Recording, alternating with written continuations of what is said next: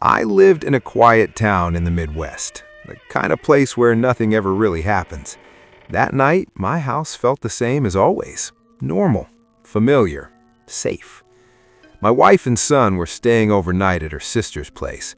I stayed back because I had work early the next morning. Just one night alone. That's what I told myself. It was around 11:45 p.m. when I finally turned the TV down. Not off, just low enough to feel the silence. The house settled around me.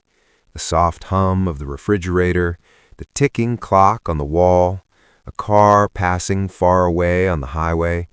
Everything felt ordinary. Then I noticed something. The silence felt too clean, like the house was listening. I shook it off. Old houses make noises. Everyone knows that. I checked my phone. No messages, no missed calls. That's when I heard it. A sound from upstairs. Not loud, not sharp, just movement, like a foot dragging lightly across carpet. I froze. My first thought wasn't fear. It was logic. Probably the house settling, probably nothing. But my stomach tightened anyway, because I knew that sound, and it wasn't wood expanding. I stood up from the couch and stared at the staircase. The upstairs lights were off, complete darkness. I listened. Nothing. Just as I convinced myself I imagined it, something dropped upstairs. Not heavy, not light, something small. My heart started beating faster. I grabbed my phone. I thought about calling 911, but what would I say? Hi, I think my house made a noise? I laughed quietly at myself. Still, I didn't sit back down. I took one step toward the stairs, then another. Then I heard it. A whisper. So soft I almost missed it. At first I thought it was the TV, but the TV wasn't talking. The whisper came from upstairs, and it was saying my name. I didn't respond. I didn't move. My blood felt cold, because whoever whispered knew me. I stood at the bottom of the stairs for what felt like minutes. The whisper didn't come again, but I knew something was wrong. The fear wasn't loud. It was quiet, heavy, like the air had thickened. I slowly raised my phone and turned on the flashlight. The beam barely reached the top of the stairs. Nothing moved, no shadows. Still, I felt watched. I took another step up. The floorboard creaked under my foot. Immediately, something upstairs stopped moving. That's when I realized something terrifying. Whoever was up there had been moving until I moved. I whispered, "Hello?" My voice sounded wrong, too thin. No answer. I started climbing the stairs, one step at a time. Every instinct screamed not to, but I needed to know. Halfway up, my phone vibrated.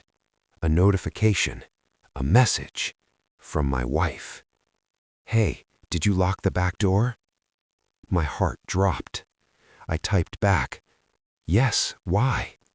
She replied almost instantly, "Because I don't remember locking it." I stopped climbing. Slowly, I turned around and looked toward the kitchen, toward the back door. The back door was open, just slightly, enough to let in cold air, enough for someone to slip inside. I didn't go upstairs. I backed down the stairs silently. Every step felt too loud. My eyes never left the hallway. I reached the kitchen. The back door stood there, unlocked. I locked it, slowly, carefully. My hands were shaking. Then I heard footsteps above me, clear this time, not hiding anymore, walking, slow, deliberate. I moved into the living room and turned off the TV. Total darkness. I crouched behind the couch and listened. Footsteps came down the stairs. One step. Pause. Another step. Pause. Whoever it was wasn't rushing. They knew I was there. They wanted me to hear them. My phone buzzed again, a text from an unknown number. Why did you lock the door? I almost screamed. I covered my mouth. The footsteps stopped, right at the bottom of the stairs. I could hear breathing, slow, calm, too calm. I didn't move. I didn't breathe. Seconds passed, then minutes. The breathing stopped. Then a voice, right behind the couch. You shouldn't hide in your own house. I ran. I didn't look back. I bolted for the front door and threw it open. Cold air hit my face. I ran barefoot down the street, screaming for help. The police came. They searched the house, found nothing.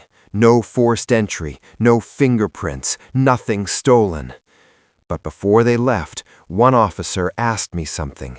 He said, "Sir, do you usually leave your attic ladder down?" I moved out 2 weeks later. The new owners renovated the attic. They found blankets, food wrappers, a phone charger plugged into an extension cord. Someone had been living above my ceiling, listening, watching, waiting. And the scariest part? The phone number that texted me, it was never traced, but the messages stopped the night I moved out. I still can't sleep alone, and every time my house is quiet, I remember how silence can mean you're not alone at all. I had lived in that house for almost 3 years. Nothing strange had ever happened there.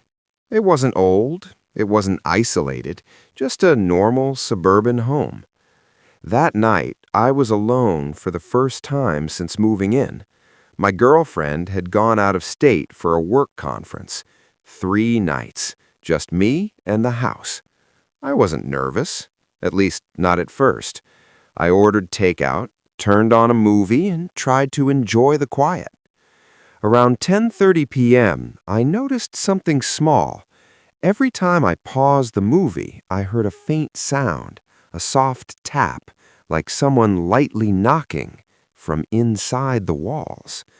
I told myself it was pipes or the heater. I pressed play again. The sound stopped. Later that night, I went to the kitchen for water. As I passed the hallway, I heard it again. Tap, tap. This time, closer. I stopped walking. The sound stopped too. I waited. Then, quietly, I knocked on the wall. 1 knock. I laughed at myself. Then, 2 knocks came back, from the other side. I stepped away from the wall immediately. My heart was racing now. I knocked again. 1 knock. Again. 2 knocks answered. Perfect timing, perfect rhythm. That's when the fear hit me.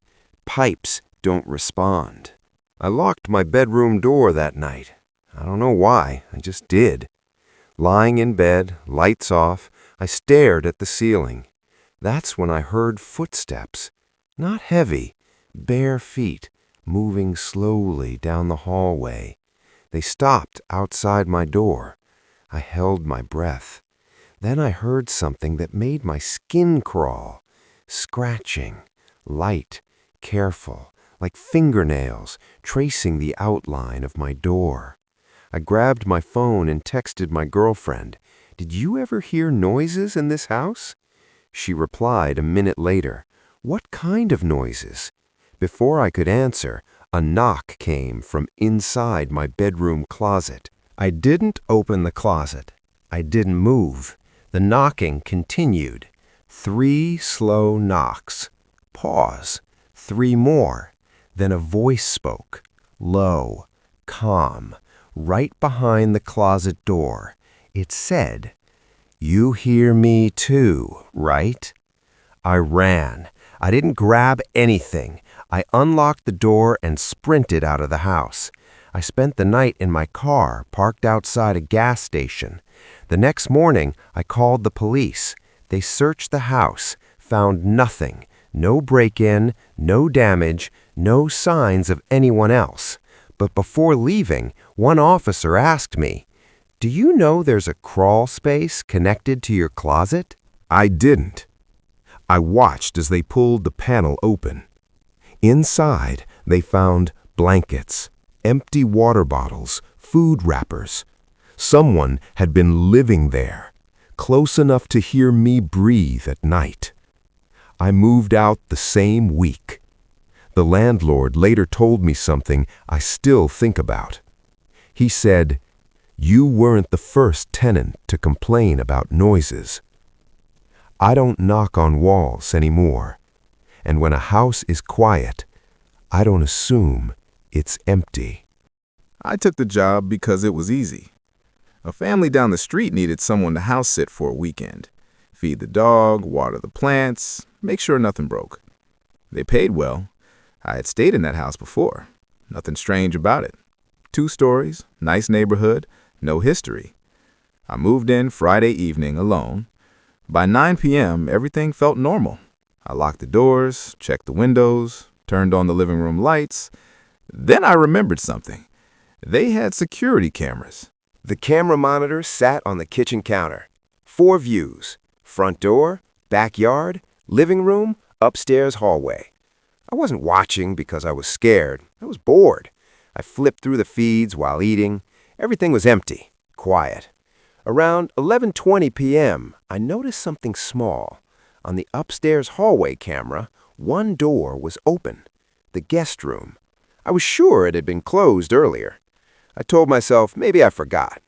I went upstairs and closed it, checked under the bed. Nothing. I went back down. 5 minutes later, the door was open again, on the screen. This time, I didn't go upstairs. I kept my eyes on the monitor. The hallway camera showed the open door. No movement, no shadow, just darkness inside the room. Then something shifted. Not walking, not stepping, just appearing. A shape stood inside the doorway, tall, too still, facing the camera. My heart started pounding. I leaned closer to the screen. The shape didn't move, didn't breathe, didn't blink. Then the living room camera changed. On the screen, I saw myself, sitting on the couch, watching the monitor. I froze. I didn't turn around. I couldn't, because on the screen, right behind me, someone was standing, close enough to touch my shoulder. The upstairs hallway feed went black. The monitor flickered. Then one message appeared across all 4 screens. "You're watching the wrong rooms." I ran. I grabbed my keys and ran out the front door. I didn't stop until I reached my car. I called the family. They didn't answer. The police checked the house. They reviewed the camera footage. They told me something I still don't understand. They said the cameras never showed anyone else. No extra figure, no message, no second person. But before leaving, one officer asked me a question. He said, "Why were you checking the attic camera so often?" I told him there was no attic camera. He looked confused, then showed me the footage. For over an hour, one camera had been recording from inside the attic, pointed directly at the couch, watching me. I don't house sit anymore, and I never trust security cameras, because sometimes they aren't there to protect you. They're there to watch you.